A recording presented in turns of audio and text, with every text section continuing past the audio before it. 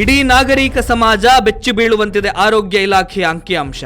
Teenage ಪ್ರೆಗ್ನೆನ್ಸಿಗೆ ಆರೋಗ್ಯ ಇಲಾಖೆ ನೀಡುವ ಕಾರಣಗಳೇನು? ಸಂಸ್ಕಾರ ಅರಿವಿನ ಕೊರತೆಯೇ ಟೀನೇಜ್ ಪ್ರೆಗ್ನೆನ್ಸಿಗೆ ಕಾರಣವೇ? ಬಾಲಗರ್ಭಧಾರಣೆಗೆ ಕೌಟುಂಬಿಕ ಮೌಲ್ಯದ ಕುಸಿತವು ಕಾರಣೀಕರ್ತವಾಗುತ್ತಾ ಇದೆಯಾ?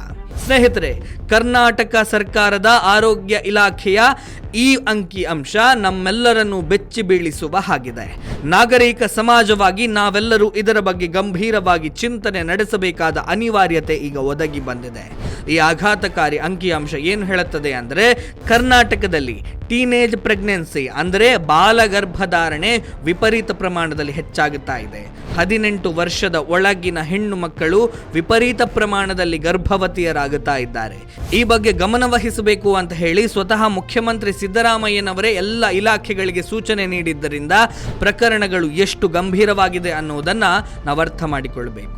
ಆರೋಗ್ಯ ಇಲಾಖೆಯ ವರದಿಯಲ್ಲಿ ಏನಿದೆ ಅಂತ ಕೇಳಿದರೆ, ಕಳೆದ 3 ವರ್ಷಗಳಲ್ಲಿ ಕರ್ನಾಟಕದಾದ್ಯಂತ 3,36,000ಕ್ಕೂ ಹೆಚ್ಚು ಟೀನೇಜ್ ಪ್ರೆಗ್ನೆನ್ಸಿಗಳು ದಾಖಲಾಗಿದೆ.